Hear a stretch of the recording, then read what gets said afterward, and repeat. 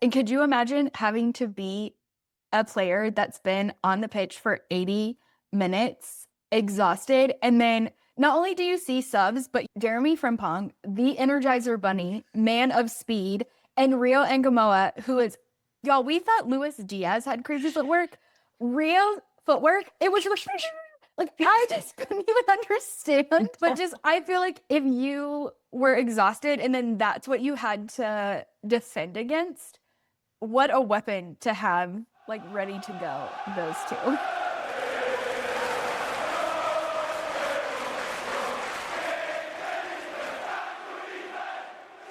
Hey everyone, welcome back to the Liverpool Girlies Podcast, a place where we welcome anyone who loves to obsess over Liverpool FC and wants to talk about everything from Mo Salah kicking the game-winning penalty kick to Jeremie Frimpong being carried around like an emotional support stuffy.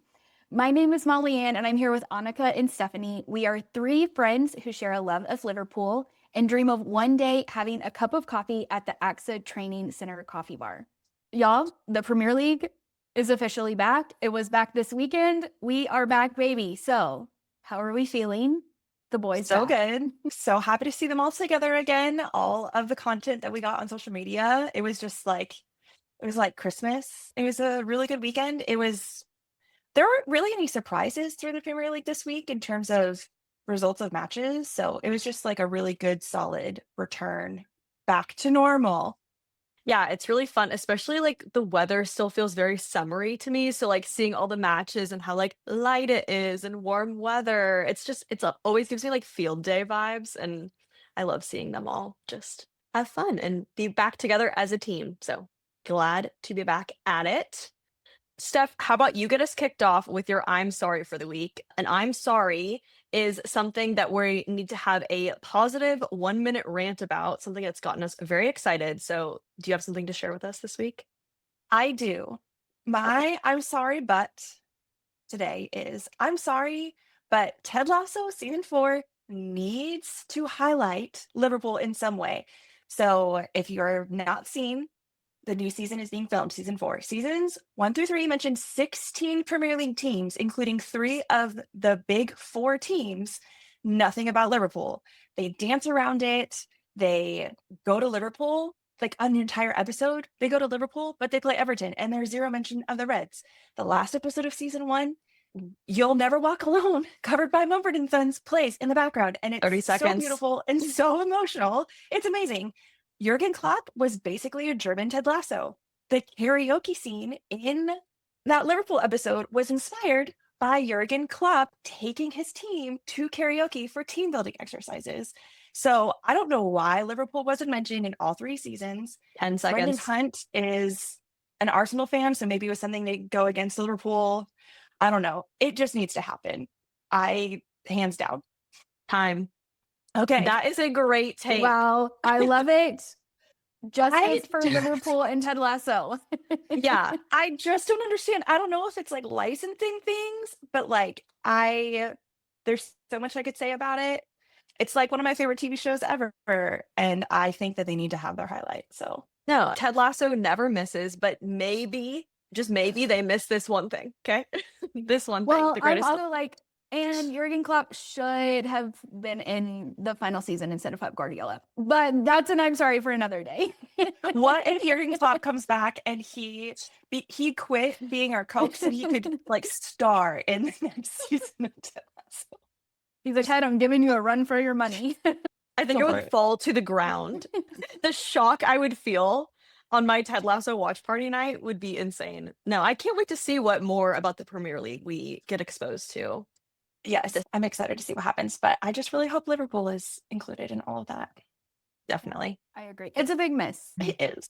But You'll Never Walk Alone at the end of season 1 kills me. So good. It's that cover by Marcus Mumford is so good. Molly and I had a chance to see Mumford and Sons this summer, and the whole time I was egging her on. Do you think he's gonna play You'll Never Walk Alone? Just don't say that to me. I was like, I will fall out on the ground. You would not survive that. No. That's okay. So great. I'm sorry, Steph. Thanks for bringing that to us this week. And Jason Sudeikis, if you're listening, please take this We're into his favorite consideration. And please bring Roy and Keely back together. Thank you. Bye. Okay, moving on. These are our two asks. Thank you. So we know the Premier League's back. We got to watch a game. We are back from international break. Everyone has returned to our beloved training center. So what did you see this week? What are you talking about? What are you feeling? We got our voids back. We've said this, but having an international break so quickly, so soon into the season, it was hard. I feel like it was harmful to the team building that they're trying to do because we have so many new players and so many players left. We'll talk about it when we talk about the game, but they're still working on their communication. They're still working on meshing together well. Like, I mean, Mo's talked about it in interviews of trying to figure out how each one of his teammates likes to receive the ball, and it just takes time to do that. And so getting to see them all back together again and be excited to see each other again, it was really nice. It feels very homey and very familiar. So it was just really good to see, like, inside the training and stuff like that, seeing all those things happen. Also, I would like to say I really appreciate the Liverpool media team and what they do. I don't watch a lot of other team social media or videos or anything. We have phenomenal content and we get to see a part of the team that is really special because it's not just about the matches and the goals. It's just the team, just like the vibes and how they relate to each other, and yeah, just the culture period. It's just really special. And I'm so grateful that they allow us to have a little peek inside of that. Yeah, it was really fun to see, especially some of the newer players like Hugo and Jeremie bonding with the staff who works at the training center and like catching up with them over the break, hearing what they were up to. It's really cool to see. And we also got this week specifically, I think Konate had a little running bit with some of the media team. And so we were seeing a little bit more of like them capturing the content and what that looks like. And it was cool. One of the other things I noticed, I think one of you pointed out to me earlier, was that there's a little sign at the food that says like a yellow day. So it talks about the portions of food. There's to see like carbs, protein, and vegetables based off of what their training is. And it's cool to see all the work that goes into keeping them so fit, well fed. There was a whole like PowerPoint going on in the background about vitamins and the vitamins they need to be taking. So I just think it's really interesting to see from all the staff who their whole career is just keeping these people in top shape. And that's something that our beloved Arne hammers home time and time again. So it's always fun to have a little peek inside to those things. It makes me really curious because, yeah, there's the team plan like that, but I'm sure each one of the players has their own trainer. We've seen content from Curtis Jones, private chef, and he makes his food and preps it and gets it in his house for him. So I'm just really curious on what is set individually and how much the team has influence over that. Like what those conversations look like. I don't know. As I was watching that whole video on All Red videos, I was just like, I just want to go into that building and ask everyone all the questions of like, who makes these decisions? What's going on? Like what the players feel about it. I was curious, like watching Isak in the first training video with all of the players, like what differences he saw. And if this was, especially with like all the music when they do their weight training, that's the time of their training where they're just having fun. You can see that they're just having a really good time and they're working really hard. I just wonder how different this is from how Newcastle handles these things and how Isak is feeling about all that. Or if he's like, here's how Newcastle does it. Or if he brings tips and tells secrets or anything like that. Yeah, it's just really, I have so many questions like operationally. Yeah, I think it's really interesting to me too, because it feels to me that this week marks the beginning of the next moment in our season where we're kicking off Champions League, Carabao Cup matches are coming up. So the pace is really getting more intense. And so you're going to see everything locking in on their regimes, if you will.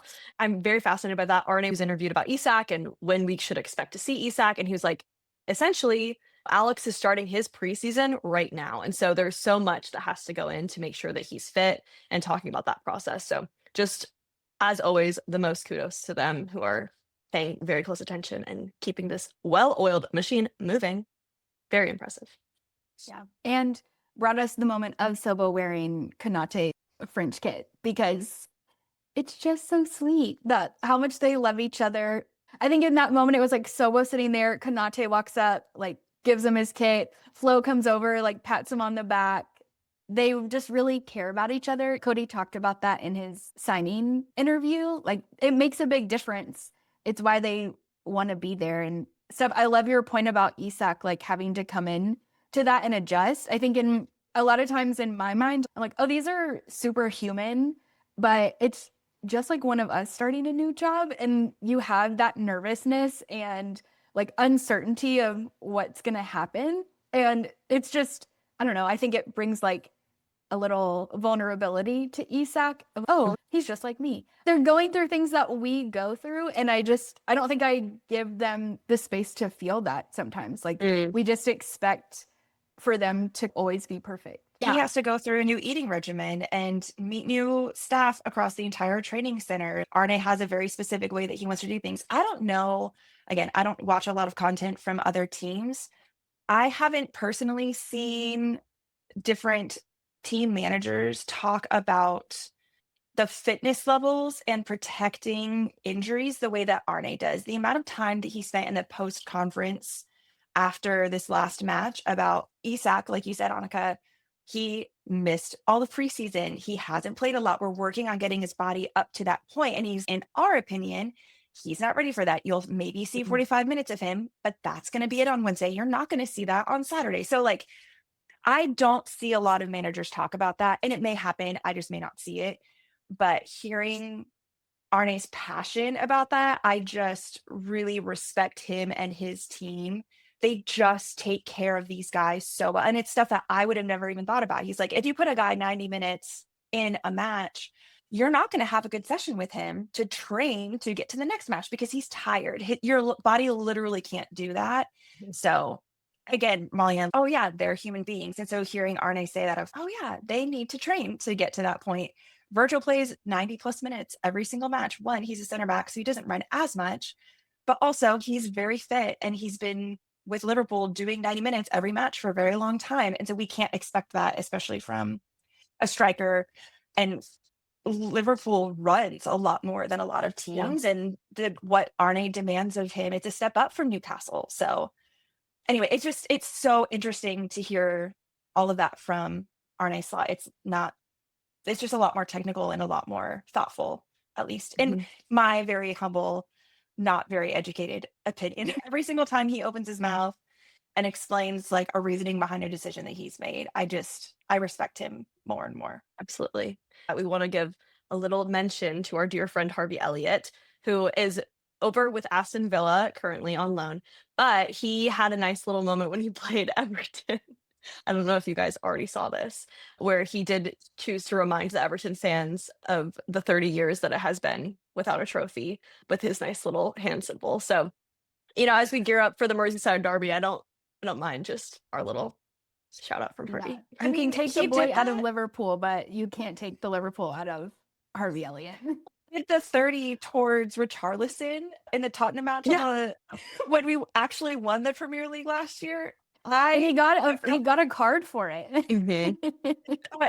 When he was with Aston Villa this last year? No. They're the first time match. Oh. Yeah. Yeah. Oh, Harvey.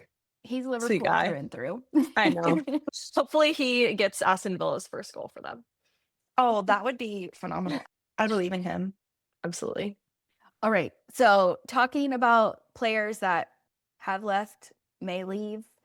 I don't know about y'all. I feel like I've been seeing an increase in the Konate transfer rumors to Real Madrid. I don't know if we just chalk that up to international break and people are like, we got to talk about something. So let's stir this one up.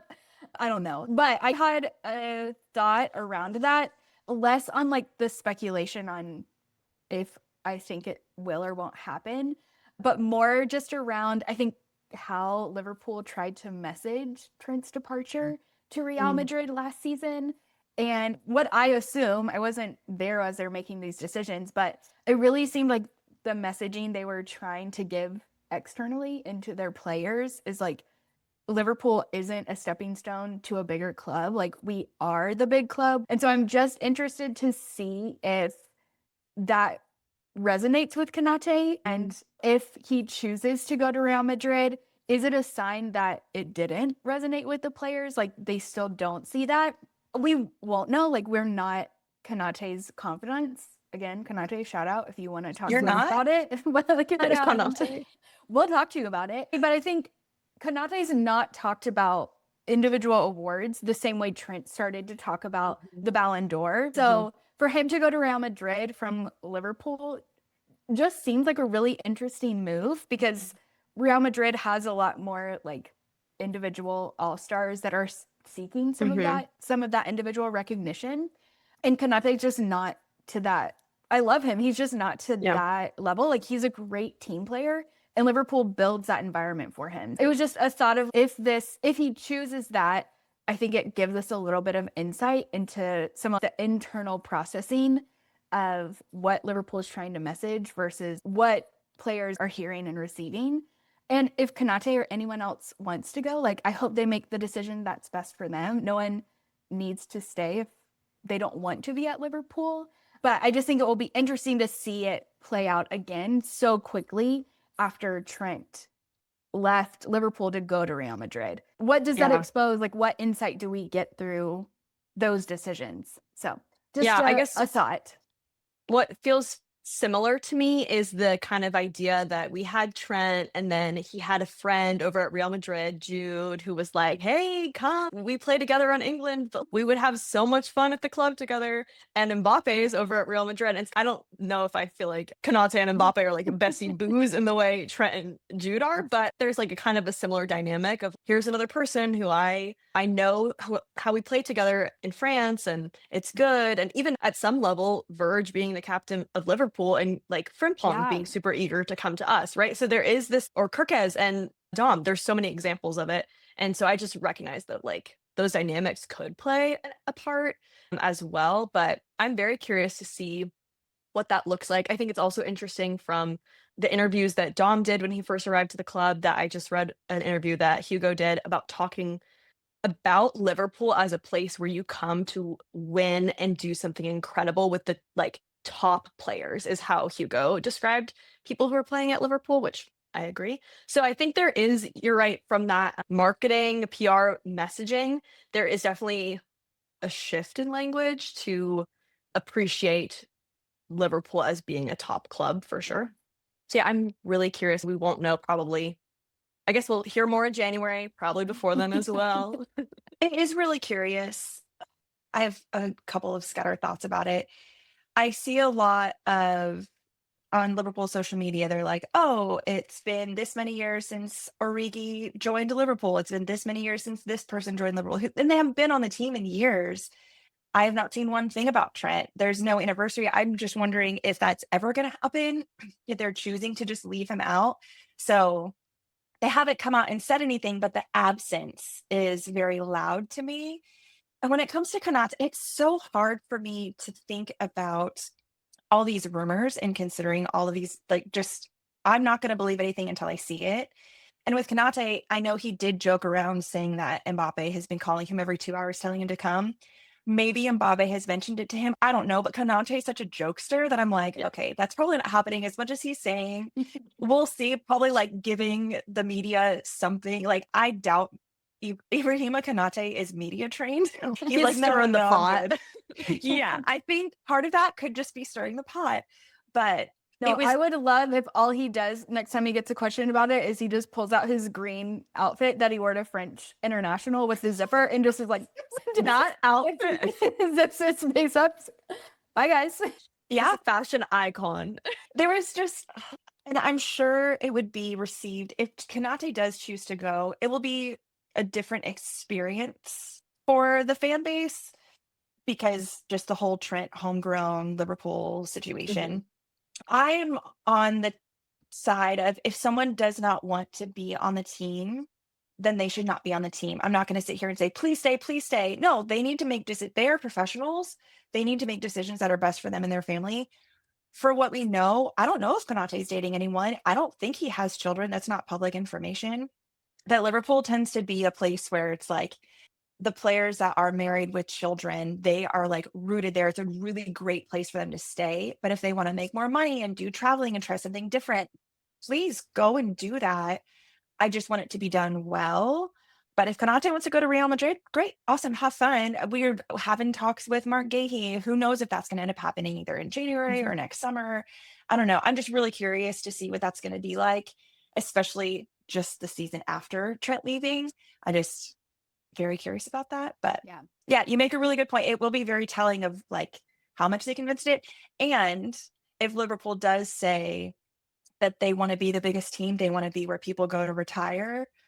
If people keep choosing to leave for bigger clubs like a Real Madrid, then they need to start asking the question, okay, what do we need to do differently to convince people to stay? Like, what can we change to make players want to be here?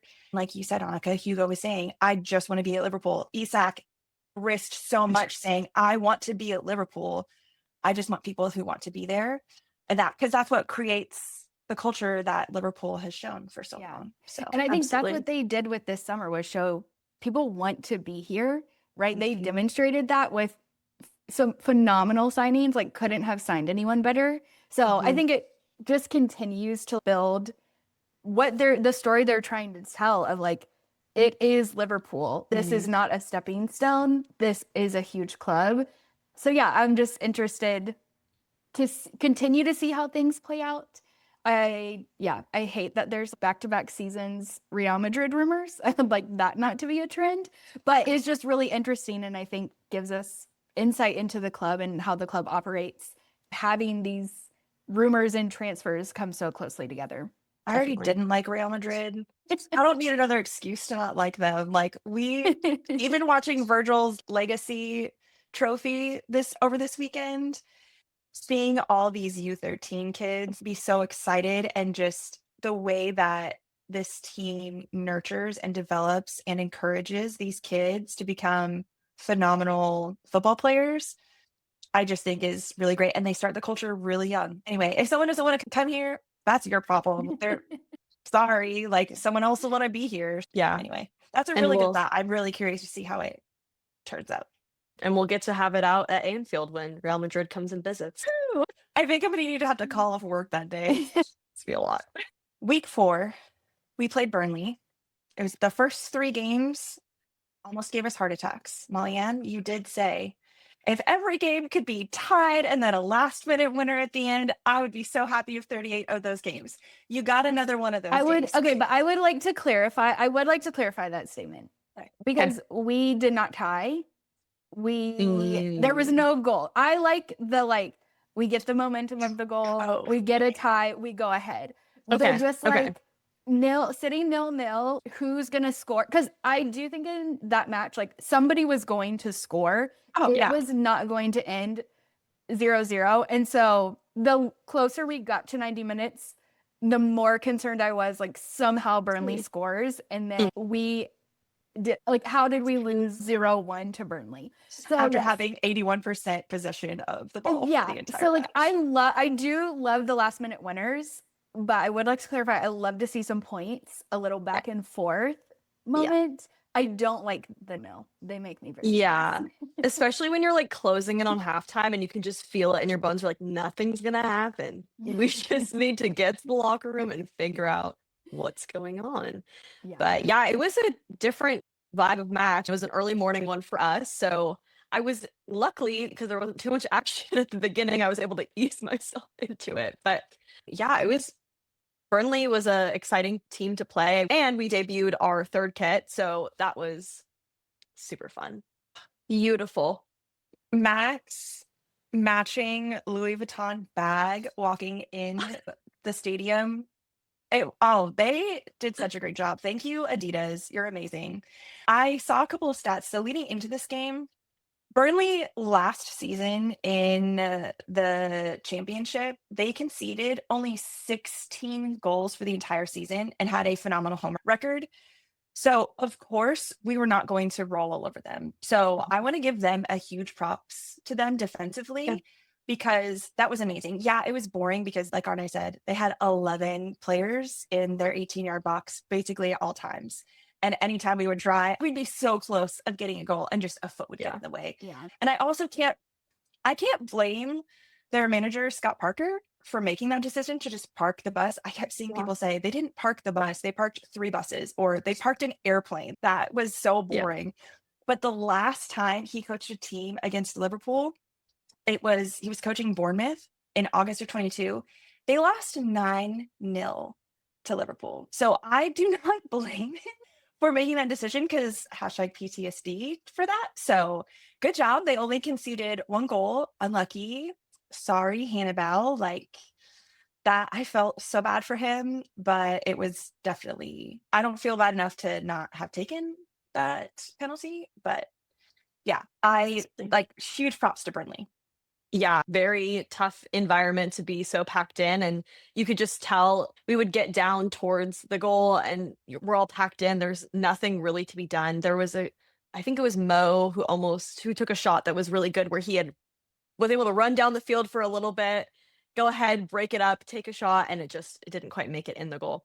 But yeah, I think it's also something that stood out to me is that when we played Arsenal, it came down to a really impressive free kick. And then playing Burnley, it came down to an impressive penalty kick.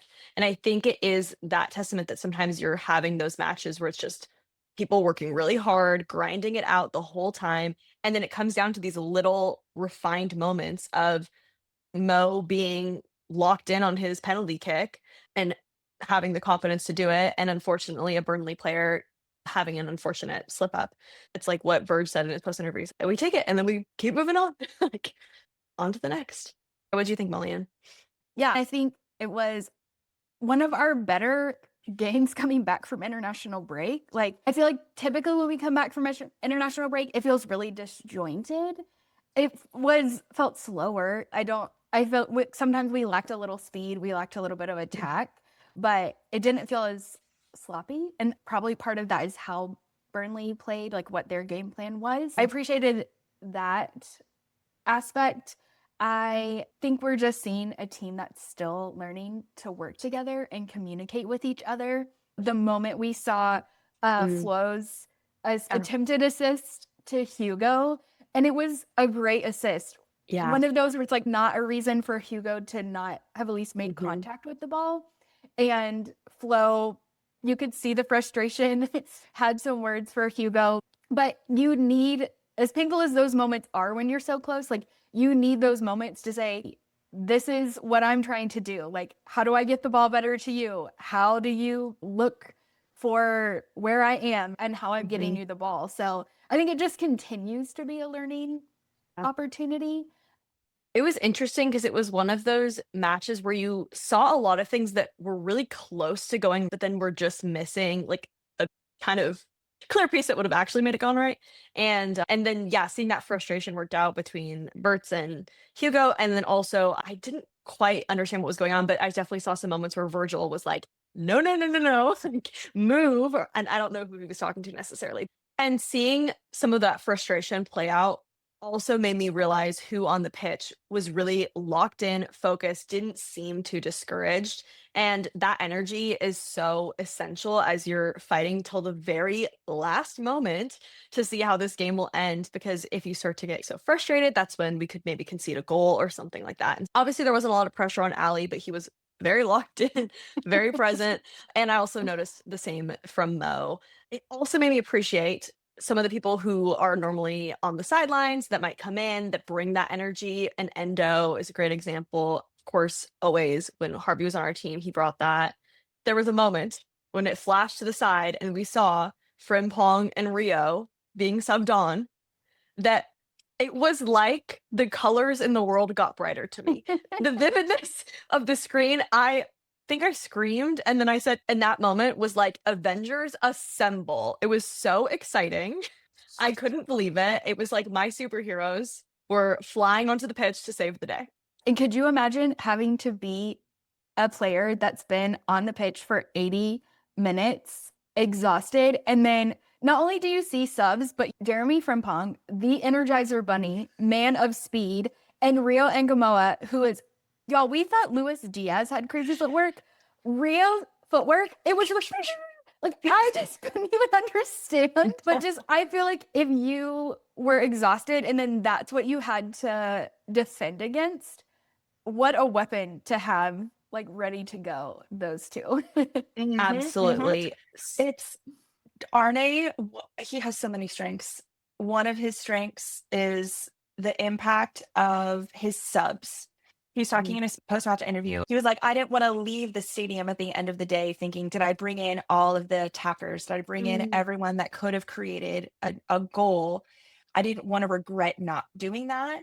And so Frimpong pretty quickly created a chance for Rio, which it didn't end up being a goal at all, but they made an instant impact technically, and they made an instant impact with the energy that they needed to bring for the players that were exhausted. And it was just really nice to see Jeremie back on the pitch again. But like, we've seen that so many times with Arne and his subs over and over again. One of my favorites was the moment that he brought Simicast and Diogo on, and immediately Simicast kicks a corner and Diogo gets it in, both first touch of the ball. He's just so good at being able to read that and anticipate. Same thing with bringing Kirkes off. He got a yellow. He was reading what was going on, and he doesn't do that often. I feel, correct me if I'm wrong, if a player has had a yellow card, he doesn't sub them off all the time, but there are times where he has done that in the past. I feel like he's done that with Konate. I feel like he's done that with Ryan Gravenberg, where he just sees the emotional state that they're in and the risk that it is. I just appreciate that he's able to take a lot of those things into consideration. And in that moment, he also, I think, sees like Kirkes is going to get baited into another yellow card. Like, he has a lot of emotion. That is a great tool to have. But he also has Andy Robertson sitting behind him on the bench. And so it's like, I have somebody I know that can come in and be cool, calm, collected, regain that composure that we maybe lost with Kirkes, where, with a Konate on a yellow, we don't always have somebody that it's like such an obvious pull from the bench, where it's, okay, I'm going to risk letting you play a little bit longer because I really need you, where Kirkes, it was like, I need to teach you in this moment. This is not okay, especially the dive. But two, I have a phenomenal player ready to go that I can trust and come in. So I don't think we've, to your point, have seen him make that decision a lot. I just also wonder the depth in position, how much that impacts like his decision making in those moments. And so I just think having Rabo there was made it a little bit easier to choose to sub. I have not seen him play like that in so long. Oh my gosh, he was stellar. I don't know if it was because he was just with Scotland captaining them for a little bit that got some of his confidence back, but oh my gosh, the impact that Andy made when he was on the pitch. Yeah. Something that I've noticed before, generally speaking, is that it felt like sometimes Klopp made decisions that were more like energetically motivated. So it was, okay, who would bring the right kind of personality in this moment? And he just played around a lot more with the groups of who our 11 were. Like, that changed so much. And it seemed to be pretty motivated by, oh, Mac is frustrated. Okay, we want to make sure he isn't upset when I pull him, but also that he doesn't get in trouble, stuff like that. And consistently, I've seen Arne make subbing choices that seem to be like, okay, I'm trusting that you can take care of yourself in this moment and that you can't get a red card. So it was interesting to see him make a choice that really did seem to be energetically motivated, but it just speaks to his wisdom to know when to play into that and when to trust the players to understand what's going on in the context. And yeah, especially when you have a vice captain sitting there ready to go, locked in, no harm there. And Slot is willing to make really hard decisions. Like, when we look at this starting lineup, you had two right backs sitting on the bench. He put Dominic Szoboszlai starting in that position when, that would typically be Jeremie Frimpong's. Could it be like an injury? I don't want to put him in yet. He needs a little more time to heal. We didn't hear that in any of his interviews or press conferences. But you also have Connor Bradley, who should theoretically be next in line.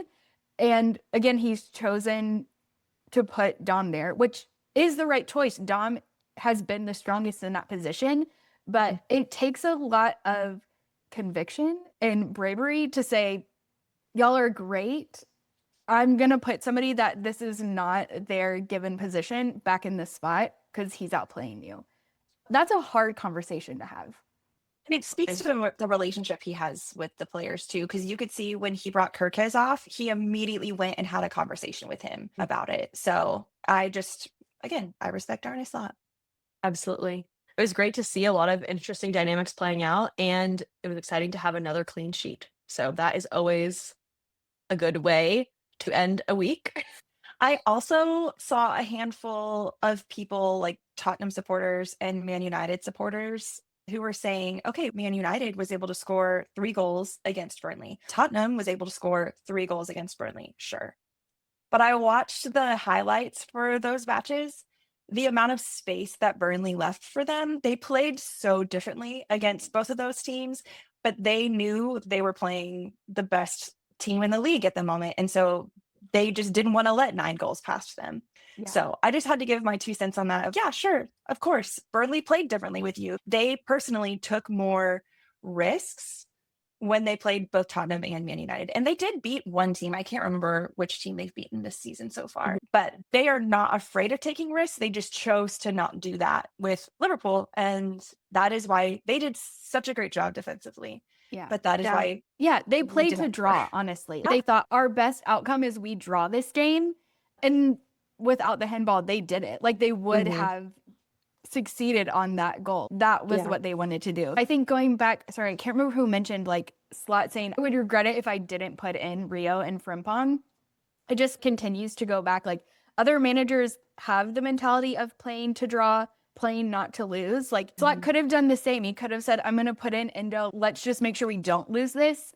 And he was like, no, I'm going to regret it if I don't make the decisions to try to win this game. And I appreciate that mentality so much. Sometimes it's going to bite you in the butt and it'll blow up. But I would rather know that he tried and did everything he thought he could do to win the game. And if we lose, but we didn't just try to hold. So Champions try to win, they play to the final whistle, and they take risks. And we see that consistently with Arne. And not everything that he tries works out, but we had the possession for the most of the game, and we really did deserve to win that game. We played poorly. We are still gelling. They just need to go to karaoke like Ted Lasso, and they need to do some team building. We still have so much further to go, and especially with adding another striker like Isak. I'm just really interested. I'm very excited. I'm not worried about us at all. Let them cook. I don't want to peak too early. Even last season, we started straying partway through the second half of the season after the seasonal matches. So I don't want to peak too soon, but I'm not concerned about the team because they have so much room for improvement and they're capable of doing so. We've seen the capabilities from them. Yeah, and something that's an interesting dynamic with playing a season after you win the league is, and I guess the season before as well, when people were gearing up to play us, is that there can be teams that we expect to be quote unquote easier matches. Burnley's playing Liverpool, so they're going to probably be looking ahead and know, okay, but we have this match, and if we can draw with Liverpool, that's going to be a huge advantage to us point wise. So that's the thing. So you're going to get the best version of every team that you're playing instead of the like, okay, well, this should be a shoe, not a shoe in, but like this should be an easier game and whatnot. That's interesting to see the way that different teams craft their tactical plans, especially when it's different from how they've played other teams. Yeah. There were 2 statistics from the match that I wanted to point out. So both about Mo, of course, our dear penalty kicker. He became the 4th all-time Premier League scorer, which is so exciting. And he's now scored the most penalties in league football LFC history. So very exciting for Mo. Congrats. He loves his statistics. He loves his top things. Just lower his price in fantasy Premier League. That's all he asks. Okay. I wonder what Mo at Chelsea would have thought if current Mo went to him and said, hi, look at what all we've accomplished. Yeah, I know. It means so much to him because of what he said about how he's held the Premier League and the importance of succeeding in the Premier League. So I don't think he takes these accolades lightly. Also, one of my favorite moments from the game is after Mo scored the penalty kick, how there's footage of behind Andy Robertson, how he blows up kisses to the sky and points up. And then he goes and he celebrates with his teammates. I thought that was just really special. Everyone's just, Diogo's just always there with us. These last minute winners, it's all Diogo. He's the one that did it. Molly Ann, who is your player of the week? Yes, I have my player of the week. It is Andy Robertson. I just think the way he was able to come on so early for Kirkes, I'm sure was not expected. And so it's that moment. It's either like he mentally was prepared for that or like it's a quick mental shift. And he came into a part of the pitch that was a little more heated, had a little more force going with Kirkes and just really leveled that out, brought some stability to the back line. I also watched one of his interviews while he was on international break with Scotland, and he was just talking about how like his goal is just to get Scotland to the World Cup. It's not even like we want to win a game, we just want to get there. And I want that so badly for him. I didn't know Scotland hasn't been in the World Cup since 1998, so it's been a minute.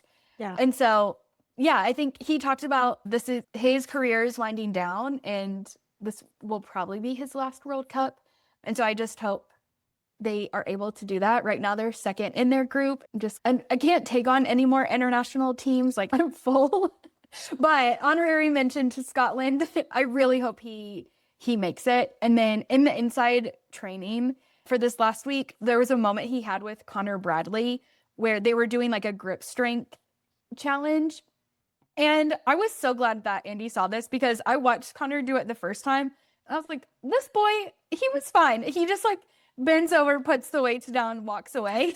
And Andy, I don't know how it, exactly happened, but Andy basically was like, Connor, you're always on the bottom of the list. Have some pride in yourself, okay? And makes him do it again. But I just appreciate that, like, he sees team members' potentials. Like, he calls them out, he holds them to it. And then he stood there and cheered Connor on while he did the challenge again. And I was just like, that is a great leader. That is a great vice captain on the team to call you to do better and then to encourage you while you're putting in the work.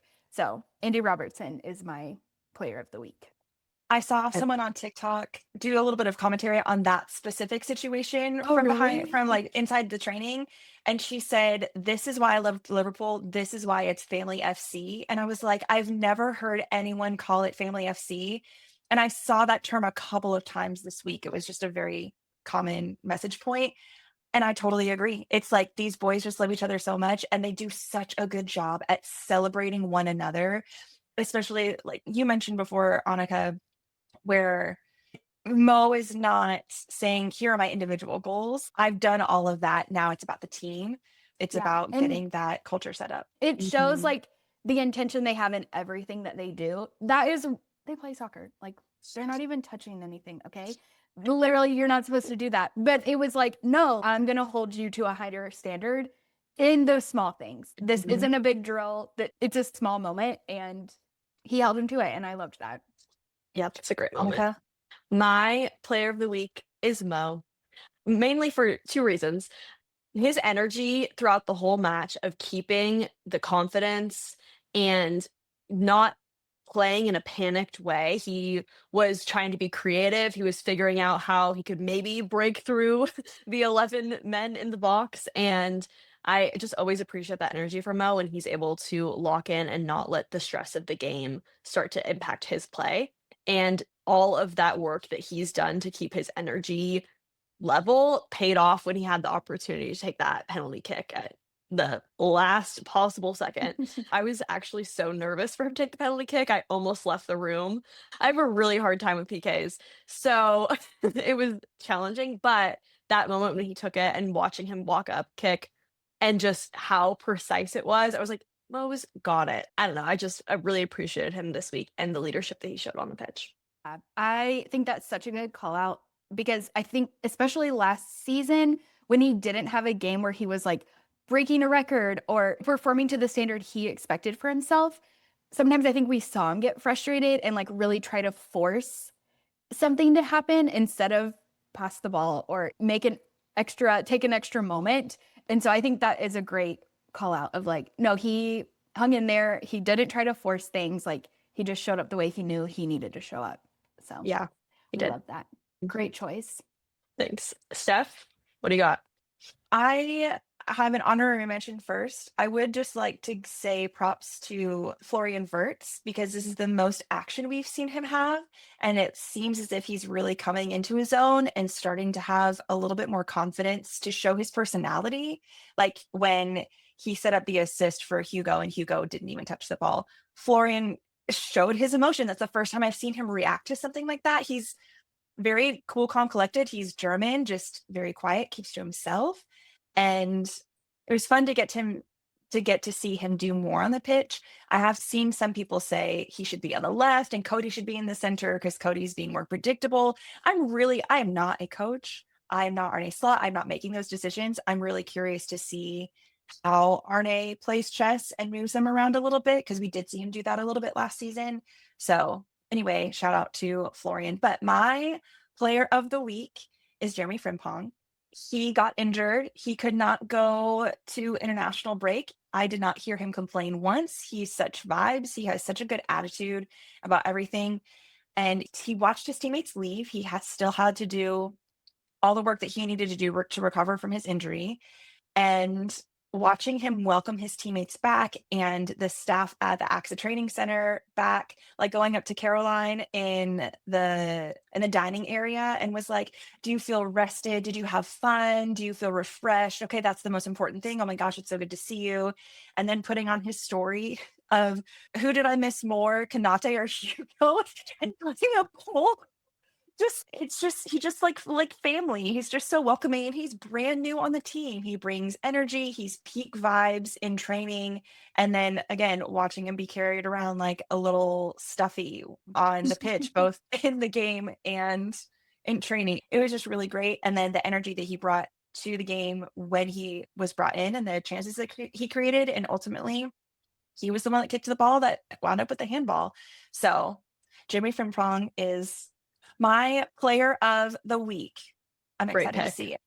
That he does too. Thank you so much. Yeah, it's so impressive how he is brand new to our team and he's the person who I'm like, oh, I know you're going to be looking out for everyone, making sure everyone feels comfortable and welcome. I'm like, you're new here, but it's just such a testament to his character. He's so great. And I loved his Instagram caption, back at my favorite place. I was like, oh, Even though so it wasn't sweet. even Anfield, he was just back at his favorite people. He's just happy to be there. It's great. Now that is all for this week's episode. We will be back here next week, but until then, you'll never walk alone.